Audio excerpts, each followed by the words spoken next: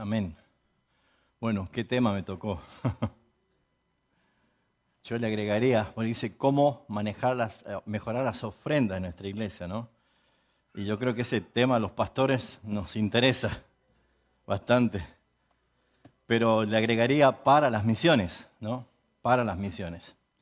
Y déjenme decirle, hermanos, que tengo que ser sincero, honesto con ustedes, porque no sé si alguna vez me pasó cumplir un doble rol, un doble papel en esto de predicar y a la vez estar con ustedes escuchando y recibiendo, porque el tema me confronta, el tema me demanda, y yo creo que todos, cuando la pregunta de Fabián fue, ¿alguien está por enviar algún misionero? Y quedamos todos en silencio. Bueno, creo que es necesario entender que tenemos cosas que mejorar. Y el tema de las ofrendas, el tema del sostén misionero, ¿por qué digo que me interpela? Porque no es un mensaje que voy a predicar desde una experiencia o de alguien que ya llegó o como que tiene un suficiente experiencia como para decir, bueno, hay que hacer así, así, sino que yo creo que todos sabemos que cuando leemos la Biblia, Dios habla, ¿sí? Y cuando Dios nos habla por la palabra, demanda una respuesta y tenemos que responder. Entonces, con el tema de las ofrendas y con el tema de la generosidad, en un mundo que conspira contra nuestra fe, contra la expresión del dinero, y mucho más en la iglesia, y las iglesias saludables tenemos temor de hablar de las ofrendas. Tenemos miedo de hablar del dinero. Porque ese es el argumento que usa este sistema mundo para desprestigiar, y creo que hay suficientes motivos para que lo hagan, pero no todos somos así. Así que en cierto sentido voy a cumplir hoy esa doble función. Voy a estar como predicador, pero también como un oyente con ustedes, porque lo que Dios nos va a hablar creo que nos tiene que ayudar a responder afirmativamente. Porque cuando hablamos de generosidad, hablamos de ofrendas y hablamos particularmente de misiones, nos estamos enfrentando tal vez a una realidad, a una tal vez identidad como iglesia, y decimos, bueno, mi iglesia no es misionera, tal vez es un tema secundario, conocemos de misiones, oramos por misiones, hablamos de misiones, tenemos tal vez conferencias misioneras, pero a la hora de bendecir con nuestras ofrendas, tenemos una gran falencia. Entonces la intención es que escuchemos hablar al Señor, que escuchemos a Dios hablándonos a través de la vida del apóstol Pablo, y allí en la segunda carta a los Corintios, capítulo 8, del versículo 1 al 9, que creo que todos conocemos lo que es la generosidad de la ofrenda de los de la Asociación de Iglesias Reformadas de Macedonia, ¿no? Porque lo que tenemos nosotros acá es un grupo de iglesias que podría ser las nuestras, que tal vez no alcanzan los recursos, que no tenemos lo suficiente dinero como para ayudar a otros. Pero veamos qué nos dice el Señor. Acá en el capítulo 8 de segunda carta a los Corintios, Pablo escribe así: Asimismo, hermanos, os hacemos saber, por la gracia de Dios, que ha dado a las iglesias de Macedonia, que con grande prueba de tribulación y la abundancia de gozo y su profunda pobreza, abundaron en riqueza de su generosidad. Pues doy testimonio de que con gran agrado han dado conforme a sus fuerzas y aún más allá de sus fuerzas, pidiéndonos con muchos ruegos que les concediésemos el privilegio de participar de, ¿qué dice? De este servicio para los santos. Y no como lo esperábamos, sino que asimismo se dieron primeramente al Señor y luego a nosotros por la voluntad de Dios. De manera que exhortamos a Tito para que tal como comenzó antes, asimismo acabe también entre vosotros, ¿qué cosa? Esta obra de gracia. Por lo tanto, como en todo abundáis en fe, en palabra, en ciencia, en toda solicitud y en vuestro amor para con nosotros, abundéis también en esta gracia. No hablo como quien manda, sino para poner a prueba, por medio de la diligencia de otros, también la sinceridad del amor vuestro, porque ya conocéis la gracia de nuestro Señor Jesucristo, que por amor a vosotros se hizo pobre, siendo rico, para que vosotros en su pobreza fueseis enriquecidos. Y en esto os doy consejo, porque esto os conviene a vosotros que comenzasteis antes, no solo a hacerlo, sino también a quererlo desde el año pasado. Bien, mis hermanos, entendemos nosotros que esta expresión de las ofrendas de Macedonia eran de las iglesias pobres de Macedonia a una iglesia madre en Jerusalén que estaba pasando el peor de sus momentos por causa de la fe. Pero yo quiero centrar en esta mañana sobre este tema de las misiones, porque sea para sostener hermanos, sea para hacer caridad con hermanos, para ayudar en sus necesidades mínimas, como para las misiones, todo base y todo parte de la gracia del Señor. Todo parte de la gracia. Por eso es que la pregunta que debemos hacernos es que si nuestra manera de vivir y nuestra manera de administrar los recursos que Dios nos está dando están alineados a su voluntad misionera. Porque podríamos nosotros llegar a pensar de que, bueno, nosotros no somos una iglesia misionera porque somos una iglesia chica o de escasos recursos.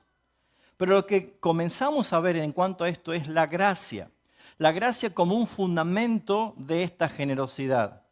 Y yo creo que todos nosotros cuando hablamos de gracia, como somos una iglesia bíblica, como somos una iglesia que proclamamos la gracia, creo que suficientes conceptos de la palabra gracia lo tenemos. Pero en cuanto a la ofrenda de estos hermanos de Macedonia, hace referencia el apóstol Pablo inicialmente para notar algo que se repite durante esta cita, la palabra gracia. Por eso dice, asimismo, hermano, os hacemos saber sobre la gracia de Dios que se ha dado a las iglesias de Macedonia. ¿Cómo parte todo esto? Lo fundamental es esto, lo que Pablo está resaltando es que no comienza hablando de dinero, comienza hablando de gracia. Y esto no es otra cosa más que es reconocer lo que hemos recibido, la gracia de parte del Señor. No son estrategias económicas ni de necesidades, comienza hablando de la gracia del Señor.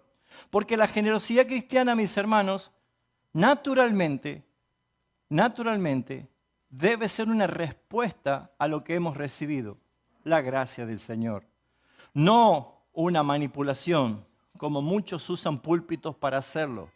No como una presión, no de una negociación con Dios, si das esto vas a recibir esto, sino de una gracia recibida de parte del Señor.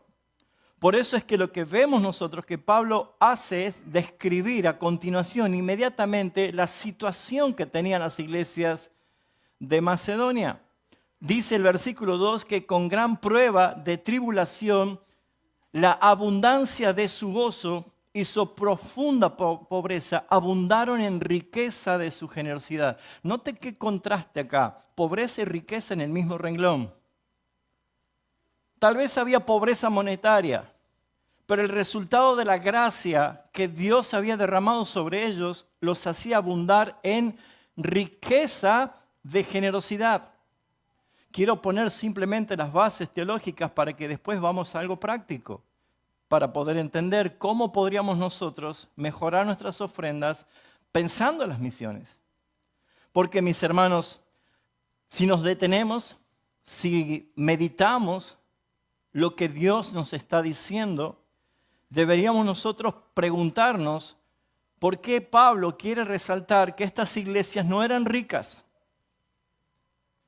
que todo lo contrario, eran pobres, que no estaban en un momento cómodo de abundancia, de holgura, que ellos estaban padeciendo realmente necesidades, que no tenían abundancia de recursos, pero Dios le gusta hacer estas cosas. A esa viuda que tenía solamente un poquito de harina y un poquito de aceite, le dijo que alimente primero al profeta. Dios quiere hacer esto. Quiere demostrar que con unos cuantos peces y panes es suficiente. Yo me pregunto si esa misma pregunta que se hicieron los discípulos, Señor, ¿qué le damos de comer? ¿Cómo responderíamos ante lo que Jesús dijo, denle ustedes de comer? Ay, tenemos un conflicto acá a la hora de entender que la gracia nos lleva a vivir por fe y entender lo que es la fe, porque su palabra lo expresa. Entonces lo que nosotros podemos entender que este fragmento, este versículo que Pablo pone acá, rompe con cualquier tipo de nuestras excusas de decir tal vez o pensar, bueno, cuando sea una iglesia más grande o cuando tengamos más, vamos a poder dar más. Y yo creo que todos tenemos en un contexto en Argentina situaciones apremiantes. Sabemos y entendemos cuál es la situación. Pero ¿a quién vamos a escuchar? ¿Quién es el que tiene la verdad? ¿Nuestra situación real o lo que Dios nos está diciendo en su palabra? Entonces, la pregunta es inevitable. ¿Cómo se explica que los de Macedonia estaban pidiéndole, rogándole que ellos querían participar de este servicio? Noten ustedes que la ofrenda y la dádiva era una expresión de servicio para ellos. Bueno, acá está la respuesta. El versículo 5. El versículo 5, Pablo dice que ellos expresaron algo que no lo esperaban. Dice, no como lo esperábamos, sino que asimismo se ofrendaron ellos. Ellos se dieron primeramente al Señor, luego a nosotros, pero por la voluntad del Señor. Y yo creo que acá está la clave, mis hermanos. Dios no quiere tu bolsillo, Dios quiere tu corazón. Y como pastores a veces nosotros hacemos muchos cálculos y muchos números para ver si nos van a alcanzar para todos los compromisos de la iglesia. Pero ahí está otra vez la necesidad de replantearnos esta verdad conforme a la palabra del Señor. Porque lo que vemos acá es que este es un principio claro y es central. Y al ser un principio bíblico es para todos, es aplicable a todos. Porque si nosotros nos ofrendamos primeramente al Señor, bueno, el dinero, las ofrendas y todas las dádivas que puedan haber van a ser secundarias. No va a ser lo primero. Por eso es que esto es una respuesta. Esta generosidad no salía de la billetera, salía del corazón. Y no importa la cantidad, lo que importa es la intencionalidad de servir y participar de un privilegio de bendecir a otros. Y cuando una persona verdaderamente se entrega al Señor, está haciendo lo que Pablo dice en Romanos 12:2, que nosotros nos ofrezcamos como ofrenda agradable al Señor, como un sacrificio al Señor. Porque cuando nosotros nos rendimos en forma sacrificial al Señor, estamos entendiendo lo que Él hace. Es alinearnos a su voluntad. Y siempre su voluntad, sea como sea, va a ser buena, va a ser agradable y va a ser perfecta. Por eso es que la generosidad cristiana no nace de la comodidad. No nace de que cuando yo ya tengo, cuando estoy prosperado, sino del gozo del Señor, del gozo. El mismo texto, el versículo 2, dice que ellos estaban en grande prueba de tribulación y también dice que en profunda pobreza, pero en el medio aparece algo, tenían abundancia de gozo. ¿De dónde sale el resultado de la abundancia del gozo? De la gracia que recibieron las iglesias de parte del Señor. Por eso, mis hermanos, una iglesia puede ser correcta, pero estar incompleta.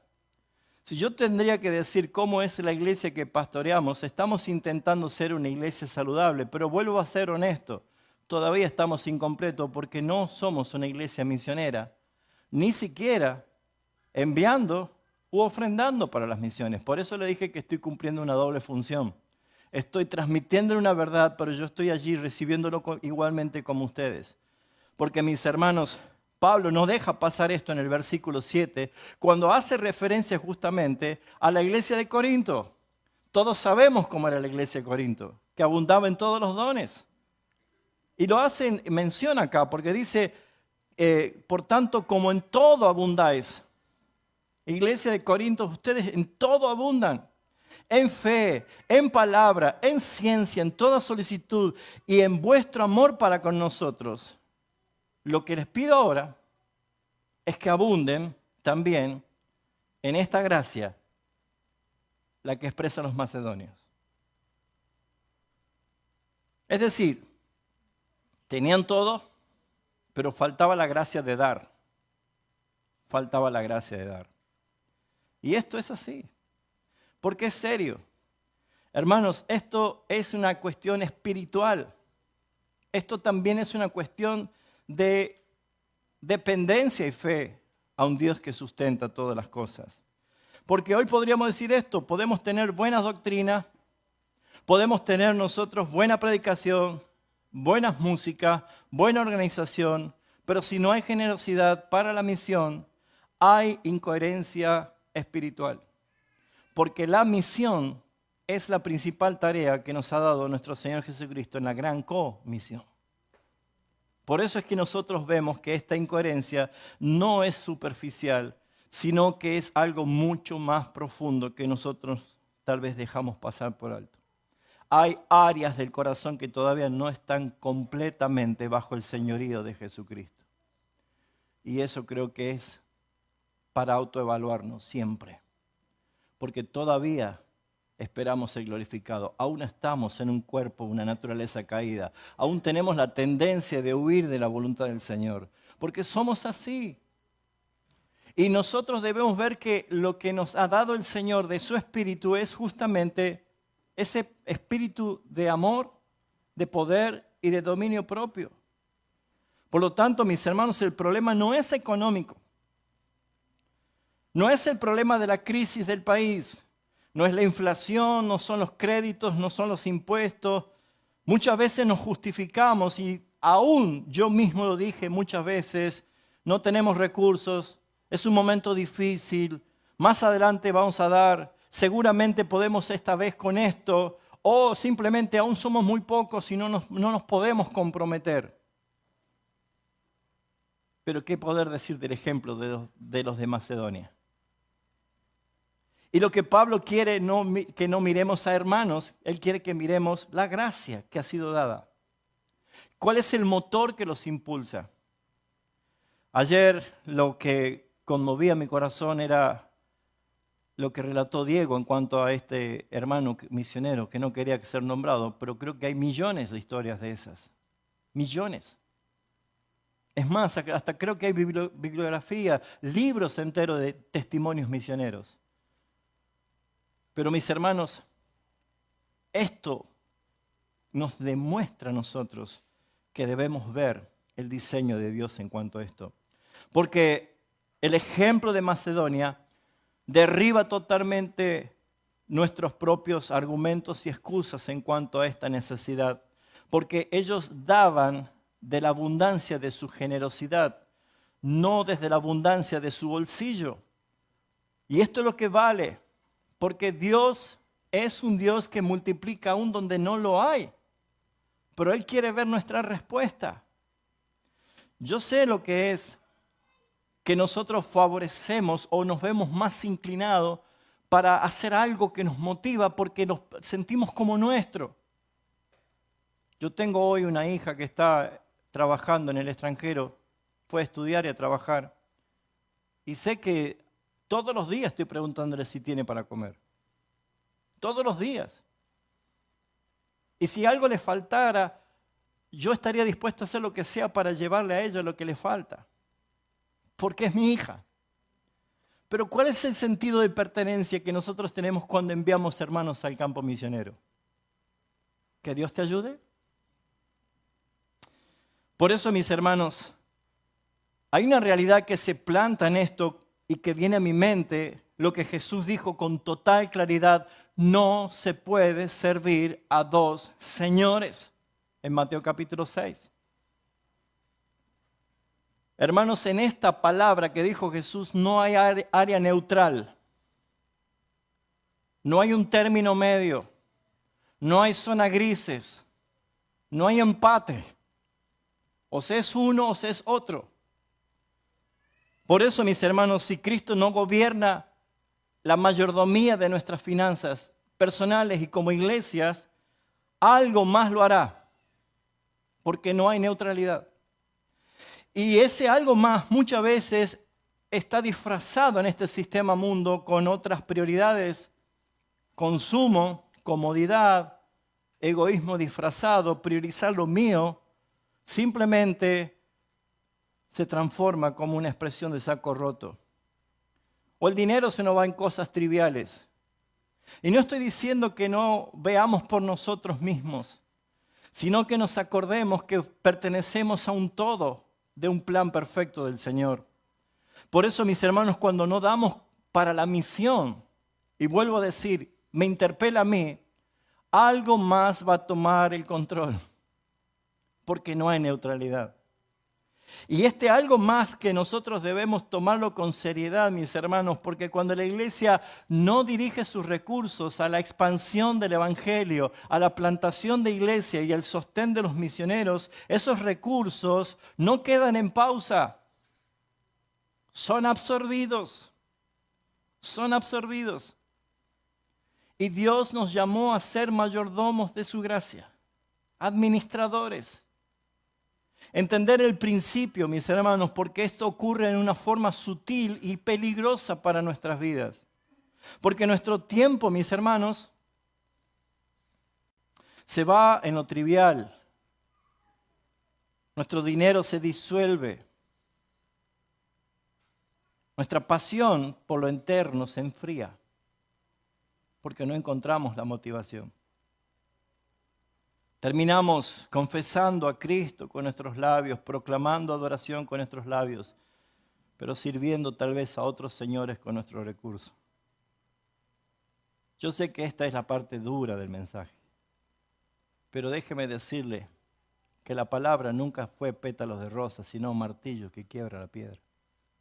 Porque necesitamos nosotros reconocer que la gracia del Señor es lo más maravilloso que nos pudo haber pasado, de tal forma que el ejemplo de los de Macedonia es: ellos abundaban en pobreza, pero sobreabundaban en riqueza de su generosidad, por el gozo de tener y experimentar la gracia. Así que este fragmento revela lo que hay en nuestro corazón y tal vez seguramente a poder nosotros llegar a una conclusión y a una respuesta. Por eso, mis hermanos, el modelo de una iglesia transformada por la gracia es lo que Pablo quiere mostrar acá. Porque frente a esta realidad, no responder nosotros por un acto de manipulación emocional, ni por presiones, ni por una imposición de una ley. A partir de hoy todos van a ofrendar. No es eso. No sirve, no resulta. Es el resultado de la madurez. Hemos comido unas riquísimas mandarinas recién. ¿Sí o no? Si yo voy antes que sea tiempo y la arranco del árbol, la voy a comer y no va a estar sabrosa porque está inmadura. Pero la misma naturaleza nos muestra que cuando el fruto está maduro, uno se pone bajo el árbol y el árbol solo te la tira. La misma madurez. Por eso, mis hermanos, las iglesias de Macedonia eran extraordinarias, no por sus recursos. Mostraba a Pablo lo que ellos tenían, la gracia. Ellos tenían una transformación por la gracia. Daban claramente en medio de aflicción. Daban claramente en medio de aflicción. Daban en profunda pobreza. Ellos estaban muy pobres. Ellos claramente abundaban en gozo. Y esto, mis hermanos, es una expresión sobrenatural. Porque ¿quién abunda en gozo sin la obra del Espíritu Santo cuando está en profunda pobreza? ¿Quién? Esto solamente lo hace el Señor. El saber que todo está bien. Eso es estar entregado. Eso es estar consagrado. Por eso dice que ellos se ofrendaron a sí mismos primeramente al Señor, luego nosotros por su voluntad. Ellos daban más de sus fuerzas. Como verán, Pablo no está nunca mencionando la cantidad de dinero que daban o las ofrendas en cuanto a montos monetarios. Pablo solamente quiere mostrar que la riqueza de su generosidad era la respuesta de la gracia que habían recibido. Y es lo que afirma notando que la iglesia de Corinto, que abundaban en todo, les faltaba solamente abundar en esta gracia. Señala, en esta gracia, la gracia que da. Por eso es que si tuviéramos que decir, hermanos de Abra, cómo encaramos en este proceso de esta conferencia Abra y las misiones y los proyectos misioneros que Dios va a empezar a mostrarnos en la dirección conforme a su voluntad, debe haber algo que nos una todo en un solo concepto de generosidad y el centro siempre va a ser Jesucristo. Siempre. Por eso el apóstol Pablo dice esto en el versículo 9, porque ya conocéis la gracia de nuestro Señor Jesucristo, que por amor a vosotros se hizo pobre siendo rico para que vosotros en su pobreza fueseis enriquecidos. Ayer escuchábamos esto, la mayor obra misionera fue la de Dios porque Él envió a su Hijo. Y por eso, mis hermanos, Pablo quiere resaltar el punto más alto en esta expresión de su carta. Podríamos decir que acá está el centro, acá está el epicentro, el corazón mismo del mensaje. Cristo siendo rico, se hizo pobre. Y no habla del dinero. No habla del dinero. Él se hizo pobre por amor a nosotros. Y Cristo no se dio simplemente a algo suyo, sino que Él se dio a sí mismo y es lo que la gracia nos lleva a hacer como los de Macedonia, ofrecerse ellos mismos al Señor. Por eso, mis hermanos, cuando la cruz ocupa un lugar pequeño en la vida de un cristiano, la generosidad se va a hacer muy pequeña. Porque en la cruz se exhibe la gracia más grande, el amor que da. Por eso, cuando Cristo es correctamente el centro de nuestra vida, esa sensación natural de egoísmo se vuelve incoherente. No tiene sentido la mezquindad en un cristiano. No tiene sentido. Es lo que se manifiesta como avaricia en nuestra naturaleza caída, nos va a causar vergüenza. Vergüenza. Otro, no yo primero, otro. No todo para mí, para otro. Cuando Cristo no es el centro, todo es para mí, todo es para mí, todo es para mí. ¿Se dio cuenta? Pero cuando se nos muestra Cristo y su gracia y su expresión, cuando yo vengo con ese hábito de todo para mí, de pronto lo hago, pero ahora me causa vergüenza. Ahora lo noto como algo incoherente, no debería pasar esto. Entonces Cristo en el centro desarrolla una generosidad que se vuelve como una respuesta natural, porque Él dijo que Él iba a sustentar a su iglesia. Y lo hace a través de los que ponen a Cristo en el centro. Una ofrenda así es la que Dios quiere. Romanos 12:2. Que ofrezcamos nuestros cuerpos en sacrificio vivo, santo y agradable al Señor. Por eso, mis hermanos, en este diseño, Dios nos muestra que hay un patrón.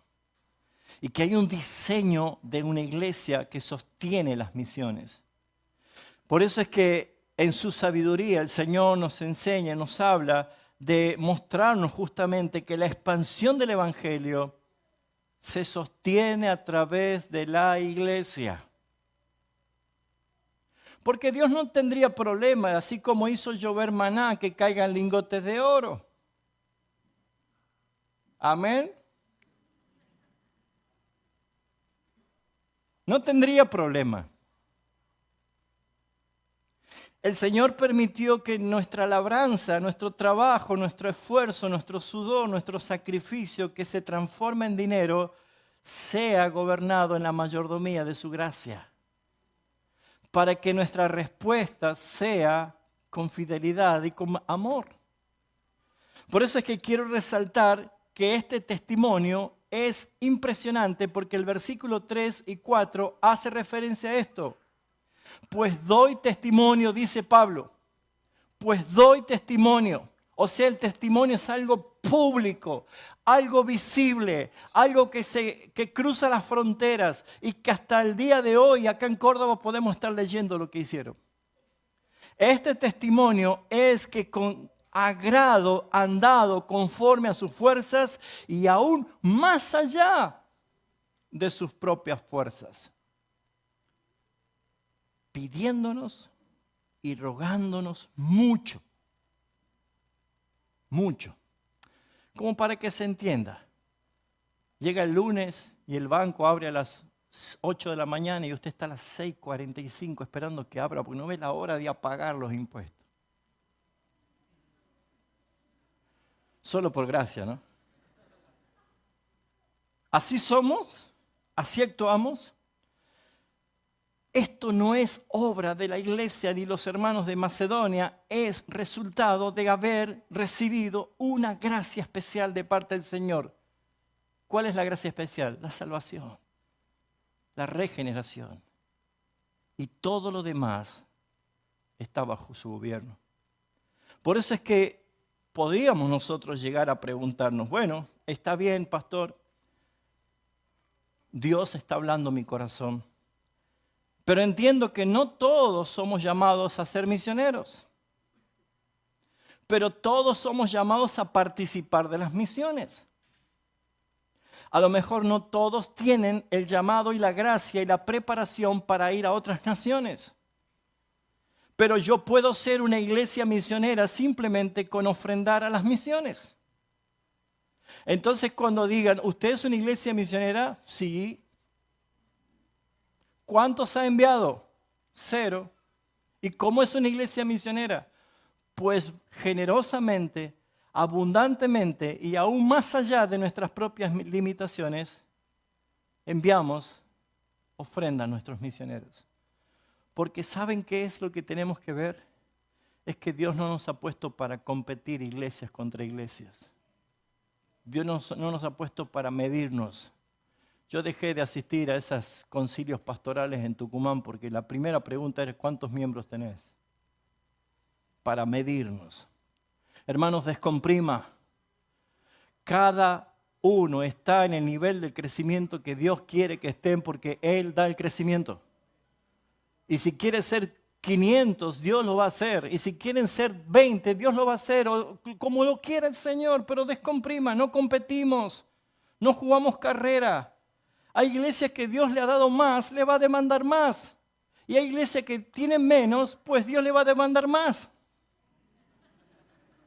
Porque somos una sola iglesia. Y es el diseño, mis hermanos, a través de la oración, a través del envío, a través de anoticiarnos de los misioneros que están en el mundo. ¿Cómo se llama, Cristian? ¿Pasaporte de oración? Qué linda idea para enseñarlos a todos. Para que oremos por las misiones, para que oremos por nuestros misioneros, los hermanos están en Cachi, están en distintos lugares, hermanos que están saliendo, oremos por ellos. Por eso es que un llamado al arrepentimiento es necesario en este sermón porque yo estoy siendo confrontado en esto y no podría cerrar ni bajarme de acá sin decir primero, Señor, me arrepiento por todos los años que he vivido centrado en mí mismo, en la propia iglesia, en mi propia cosmovisión y me he olvidado, Señor, que tú me has salvado para obedecer. Arrepentirme de una administración tal vez no correcta,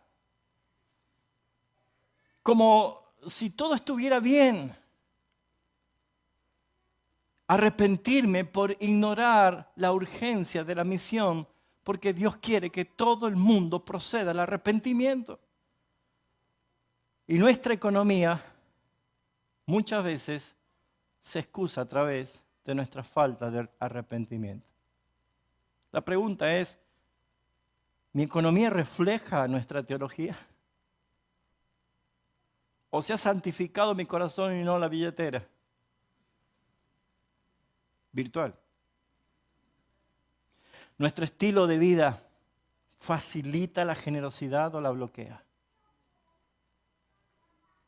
¿Nuestro sacrificio es real para el avance del Evangelio o somos piedra de tropiezo? Sí, mis hermanos, ya arruiné la conferencia. Pero la idea es que estos temas, que no es fácil, ningún pastor se para en su iglesia a hablar de ofrendas, porque le es difícil para todos. Por eso es que quiero cerrar con consejos prácticos en cuanto a esta generosidad. Porque la gracia no solo confronta, la gracia también nos guía. La gracia nos muestra, nos señala el camino. ¿Cómo comenzamos? ¿Cómo transformar esto?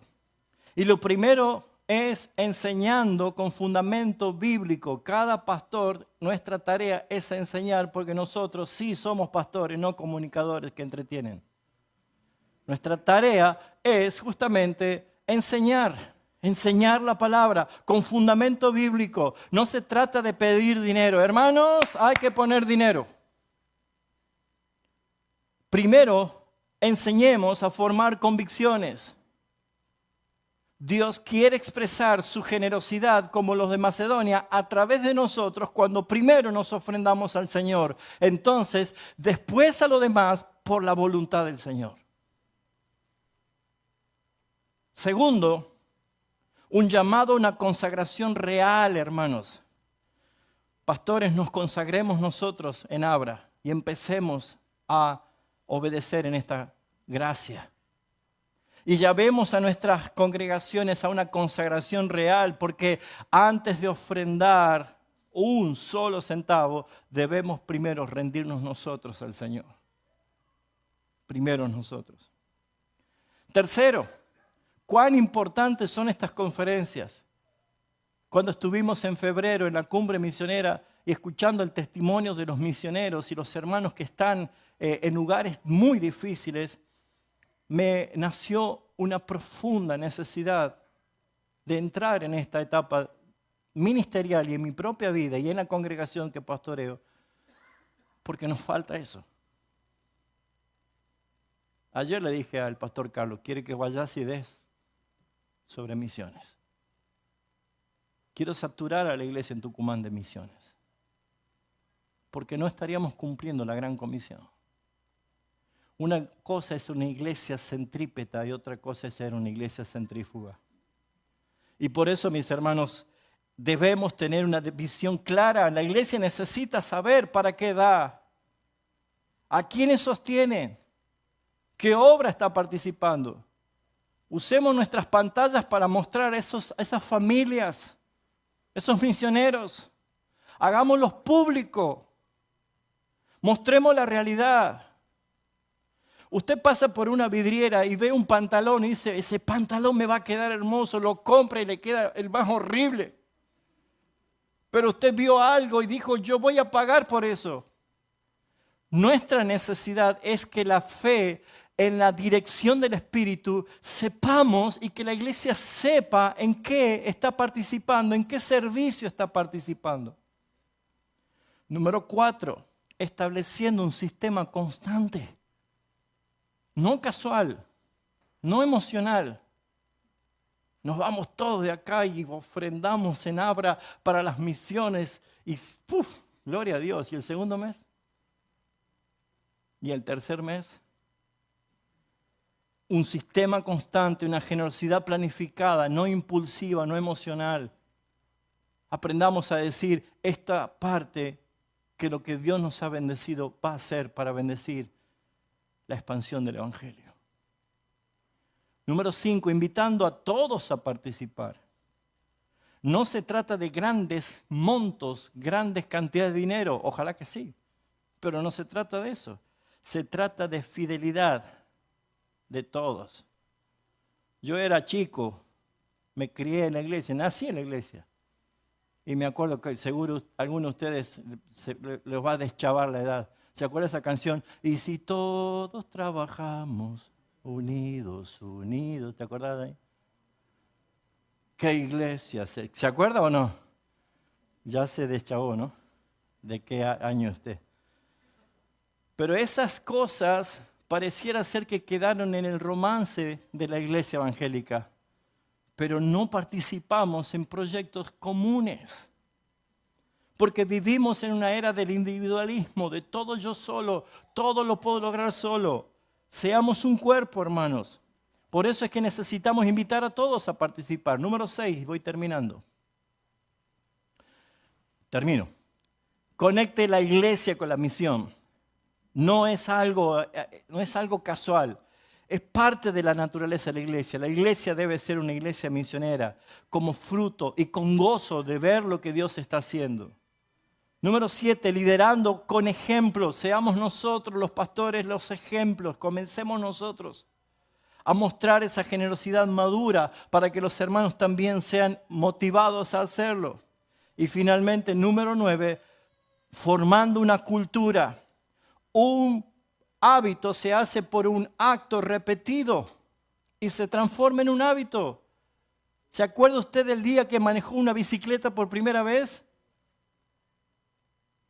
Hasta que se hizo un hábito y ya iba sin las manos. Todas las cosas se hacen con la repetición. Por eso la pregunta es, ¿a quién servimos? Cada decisión financiera es un acto de adoración. Cada gesto refleja, mis hermanos, una entrega, un valor. Una ofrenda es mostrar quién es el que señorea mi vida. Jesús es el que dijo, no te afanes, porque comeremos o que beberemos. Que el Señor nos ayude a ver que todo esto que nos dice el Señor demanda una respuesta.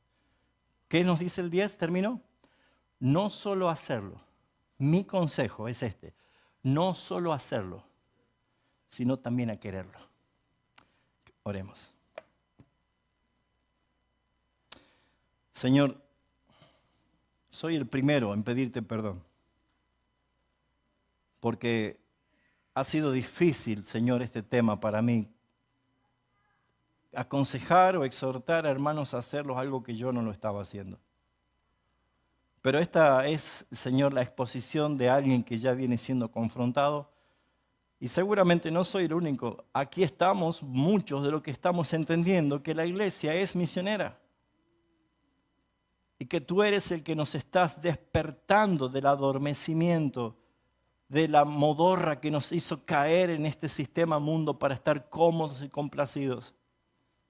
Yo no sé cuántos misioneros van a salir de nuestras iglesias, tú lo sabes, pero nos has dado, Señor, la facultad de tu gracia, la expresión de la dádiva que no debe frenarse, Señor, aunque sea en lo poco, porque tú eres fiel. Te doy gracias por esta mañana y que sea todo para la gloria de tu nombre. Tú eres digno de la gloria y la honra, porque te amamos, Señor. Amén.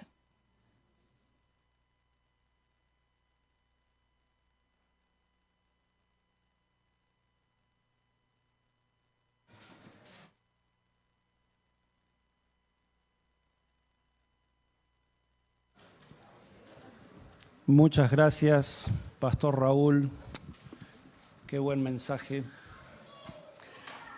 Hermanos, bueno, ya estamos llegando casi al final de la mañana. Todavía tenemos bastantes cosas para la tarde muy interesantes, ya vamos a estar anunciando. Igual en sus programas ya las han visto. Pero lo que queremos hacer ahora, bueno, desde ayer hasta este mismo momento, venimos siendo sumamente bendecidos y enriquecidos con la palabra del Señor, ¿no es cierto? Con cada uno de los que han estado exponiendo su palabra aquí en las plenarias, en los talleres, en los desayunos. Entonces, lo que queremos hacer hoy es lo que hicimos ayer también, queremos tomarnos un tiempo para orar al Señor.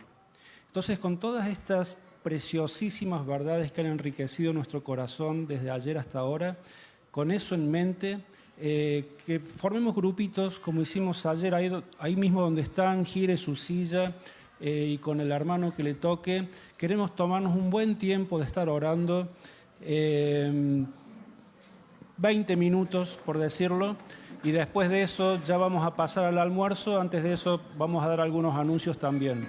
Pero ahora tomémonos unos 20 minutos para orar.